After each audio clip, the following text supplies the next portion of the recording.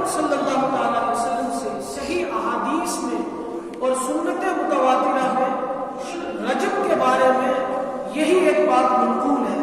کہ نبی رحمت صلی اللہ تعالی وسلم رجب کے مہینے میں کثرت کے ساتھ یہ دعا فرماتے ہیں، اے اللہ ہمارے رجب اور شعبان میں برکت عطا فرما اور ہمیں خیریت کے ساتھ رمضان تک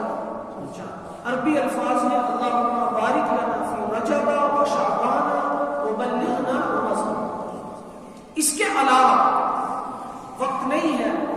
رجب کے مہینے میں غیر شرعی، غیر دینی، غیر عقلی، بے بنیاد اور من گھڑت بہت ساری باتیں سننے سنانے میں آتی بھی ہیں اور دیکھنے اور مشاہدے میں نظر بھی آتی ہیں، لیکن قرآن سے، نبی علیہ السلام کے فرمان سے